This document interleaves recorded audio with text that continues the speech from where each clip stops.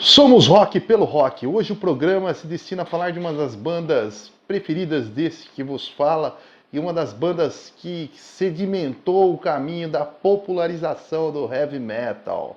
Sim, hoje a gente vai falar do Iron Maiden e o disco em questão que nós vamos discutir um pouquinho é este aqui, o Fear of the Dark.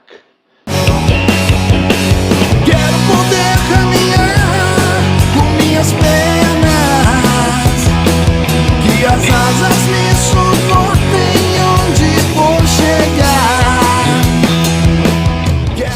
Em si, a banda começa em 1975, no Natal de 1975, com Steve Harris, mas ela vem realmente a se tornar importante nos anos de 78 e 79, com Paul Dayano no vocal e Clive Burr na bateria, né? Eles gravam o disco Iron Maiden e o disco Killers, dois bons discos do Iron Maiden. Mas a banda ganha notoriedade mesmo com a entrada de Bruce Dickinson no vocal, no lugar do Paul Dayano. Ele imprimiu um ritmo mais frenético, uma voz mais alta, ele era chamado de sirene. Ele tinha uma notável, e tem, né, uma notável capacidade de atingir os tons mais agudos com força e com drive, coisa que pouca gente consegue. Muita gente faz uso do falsete ou a voz é muito limpa quando chega alta. Bruce Dickinson não, cara. Ele tinha uma voz de tenor e uma voz altíssima, forte e com drive. Ele praticamente modelou o espírito do Iron. E a banda formação clássica do Iron, por muito tempo foi Bruce Dickinson no vocal, Steve Harris no baixo, né, praticamente o patrão da banda, Nico McBrain na bateria e os guitarristas Adrian Smith e Dave Murray. Depois, em 1987, o Adrian Smith sai da banda e é substituído por Yannick Gears, que é o guitarrista desse LP, junto com o Dave Murray, né? Contextualizando o ano de 1992, algumas coisas importantes aconteceram no ano que esse disco foi lançado. Entre elas, o Congresso Nacional Brasileiro aprovou o impeachment de Fernando Collor de Mello. Ocorreu no Rio um congresso ambiental chamado Rio 92, que era a primeira tentativa dos países de tentarem chegar a um acordo sobre as mudanças climáticas, né? Ocorreu também o chamado massacre do Carandiru, que ocorreu no Pavilhão 9, na penitenciária do Carandiru, em São Paulo. Isso também é de 1992. Discos lançados em 1982, nós temos o Dirt, né, do Alice in Chains, que é um clássico, né?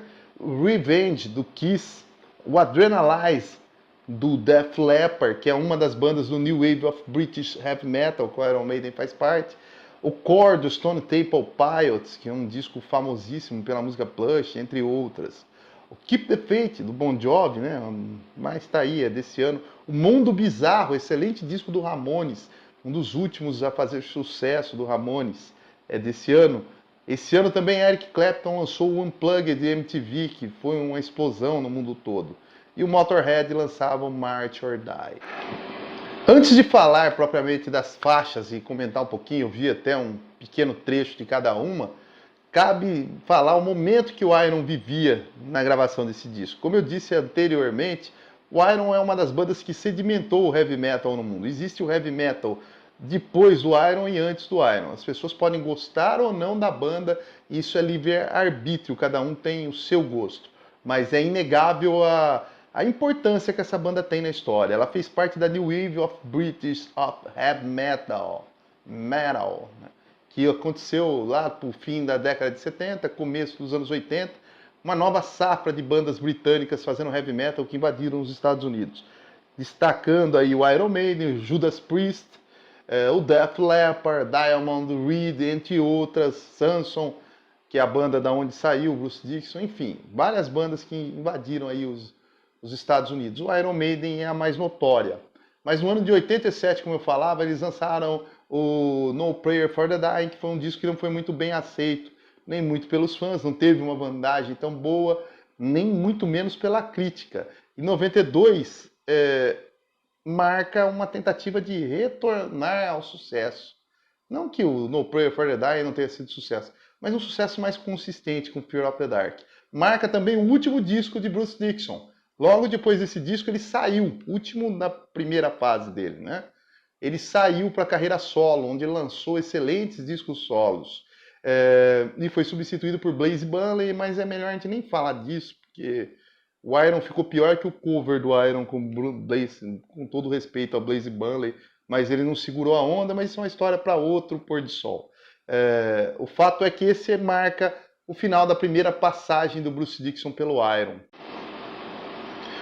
O álbum abre com a música Be Quick or Be Dead.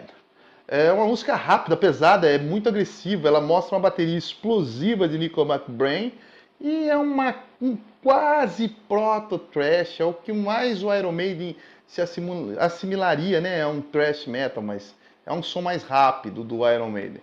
A letra vai falar da corrupção e do jogo sujo de quem detém o poder. Então a letra é mais atual do que nunca. E o vocal de Dickinson está mais agressivo. O videoclipe dessa música foi muito executado na época. Vamos lançar um pouquinho da música aí para a gente entender o porquê que a gente diz que ela é rápida, né? Um ritmo mais rápido e um vocal agressivo do Bruce Dickinson. Bela canção. Na sequência temos From Here to Eternity, uma levada rock and roll, um som um pouco mais que lembra ainda o disco anterior, com uma tentativa de fazer um som um pouco mais palatável e mais rock and roll. Ela é mais rústica, mais despojada também, como era o estilo do disco anterior.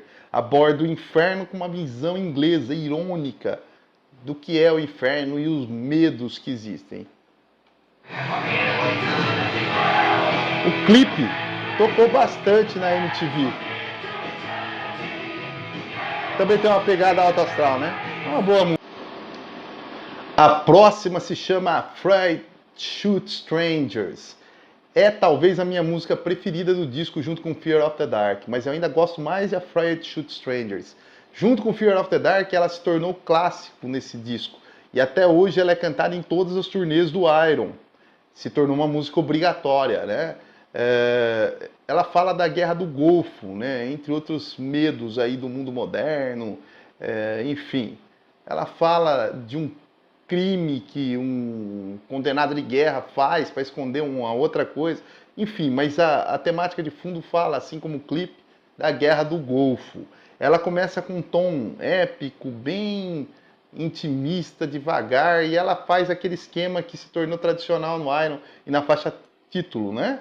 Ela arrasta, pesa, corre e arrasta de novo. Arrasta, pesa, corre e arrasta. É um disco, é uma música, aliás, desculpa, para mim a melhor do disco, e uma música espetacular. Saca essas guitarras. Que dueto. Yannick Gears, Dave Murray.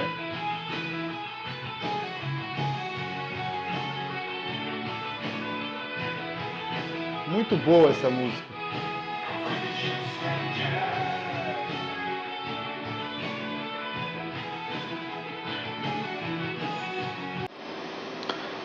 Próxima faixa se chama Fear is the Key. Ela apresenta uma grande variação de mudança de ritmo que ficou um pouco confusa na hora que se ouve a música. Ela não é das melhores músicas, né? Mas ela fica um pouco confusa, muita mudança de ritmo, vocês vão reparar.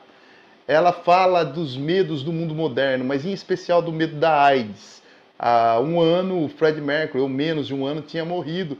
E o Bruce Dickinson escreveu essa letra para falar desse medo, né? A chave, o medo da AIDS, né? O medo, essa é a chave, né? Então ela tem muita essa inspiração. Mas não é uma das músicas mais inspiradas do disco.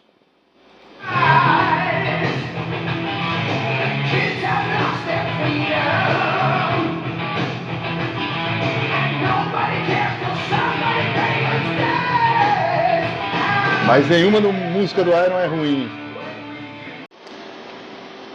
A próxima faixa também é uma das faixas que a gente não pode dizer que seja talvez a mais inspirada do disco. Mas ela tem um refrão também que não é tão marcante. O destaque vai para a bateria de Nico McBrain, que faz uma levada legal. É uma música ok.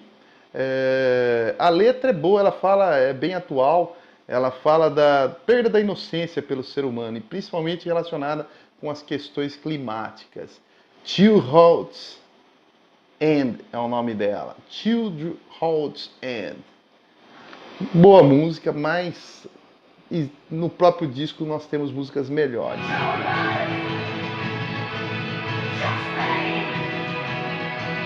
Reparamos que é um excesso de efeito nas guitarras, né, na base.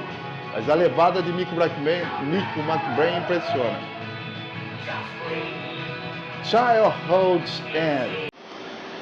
A próxima faixa é curiosa, ela ficou bastante conhecida no Iron aqui no Brasil, mas fora do Brasil ela não é das mais conhecidas não. Ela teve um clipe muito executado, que é um clipe meio infeliz do Iron também, não é grande coisa, mas foi bastante executado no ano de 92.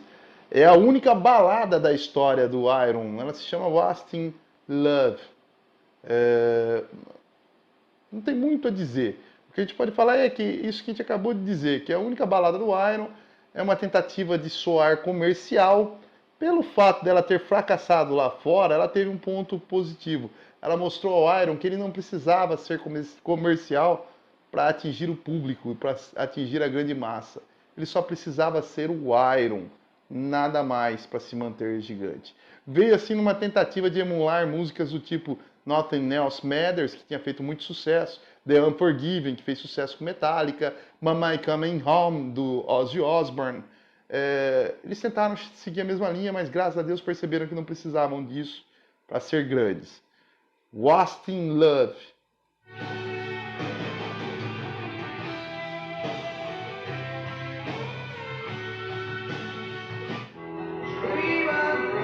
É estranho ouvir Bruce Dickinson cantando lento.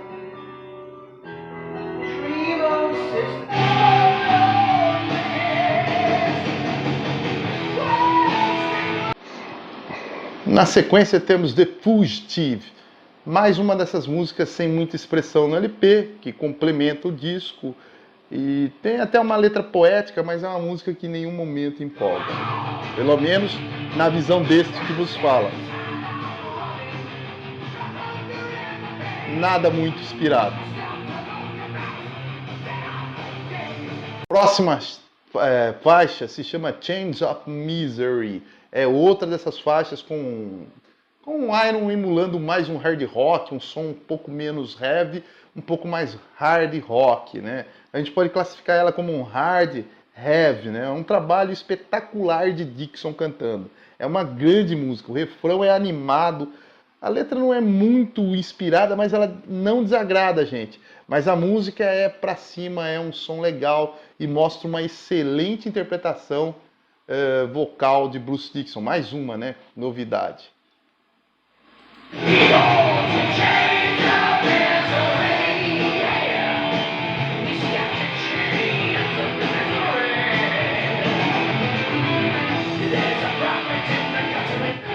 A próxima faixa do Fear of the Dark é The Apparition. Parece ser uma música que foi colocada ali para cumprir tabela e preencher o disco, porque ela não é inspirada.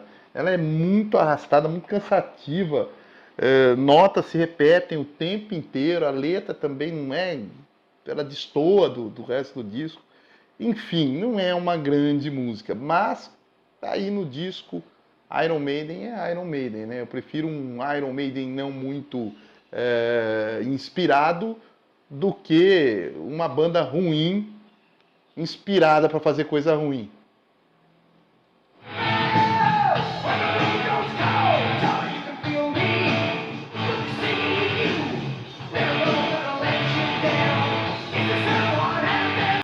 A próxima faixa, na minha opinião, é uma das mais subestimadas do Iron, cara. É uma puta de uma música que o próprio Iron nunca usou muito, eles não tocam ela ao vivo.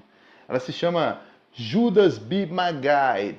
É uma faixa muito inspirada, cara. Ela cresce, ela desemboca num solo espetacular.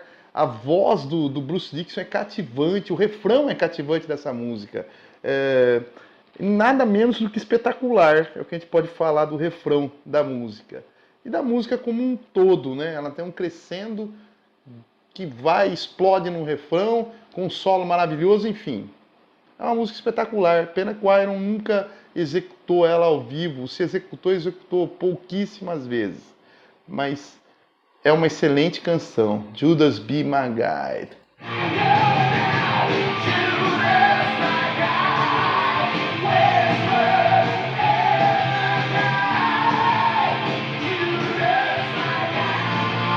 Belíssima canção. A próxima faixa é deliciosamente rocker, menos heavy, mais rocker. Se chama Weekend Warrior, são os guerreiros de final de semana. É uma alusão aos torcedores de futebol, meu amigo. Steve Harris, o baixista, tem uma longa história de amor ao futebol, mas ele escreve nessa música algo que eu confesso que tem um pouco de problema. Às vezes, o futebol é mais sério do que deveria ser. Transforma as pessoas em guerreiros de nada, né? Brigar por futebol. Então ele trata da passionalidade e da violência no futebol, né? É uma música que fala bastante disso. Inclusive, a primeira letra a primeira parte, a primeira frase da música é interessante. O rebelde de ontem é o tolo de amanhã. Impressionante.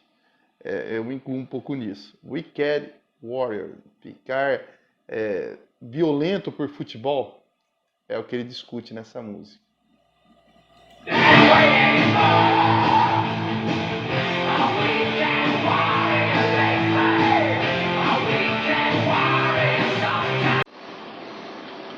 A última faixa que encerra o LP é a obra-prima do disco, a música que leva o nome do CD, é a faixa título, Fear of the Dark. É uma música que fala dos medos em si.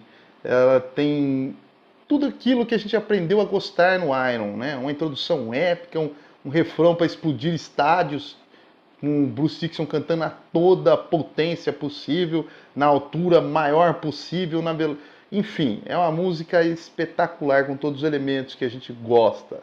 É indescritível a emoção que alguém pode ter ouvindo o Iron executar essa música ao vivo.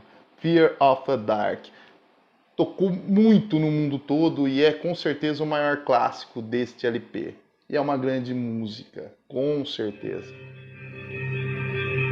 I am a man who walks alone, and when I'm walking a dark road, at night or strolling through the dark. When the light begins to change, or sometimes the little strange, and someone's always there. Have you ever been fear of the dark? Fear of the dark? Bom, vamos encerrando então um comentário sobre esse disco. Acho que não precisa muito. Vocês viram no pequeno trecho que eu coloquei de cada faixa, poder e a capacidade que tem esse disco. Ele é espetacularmente bem gravado. Embora o Iron não tenha gravado num estúdio grande, isso foi gravado numa fazenda que o Steve Harris alugou com aparelhos, e até o pessoal do Iron reclamava do tamanho reduzido do estúdio. Mas se você ouvir, ele tem uma gravação muito boa. É um disco atemporal e que entrou para a história do Iron, direto do ano de 1992. Se você não ouviu, você quer ouvir algo de heavy metal, se eu gostaria de ouvir um bom disco de heavy metal para começar. O que é isso? Ouça esse, cara. Você pode ouvir muita coisa errada e ruim por aí, mas se você ouvir isso, você vai estar ouvindo um grande petardo da história do rock. Valeu? Fear of the Dark. Grande disco. Fui!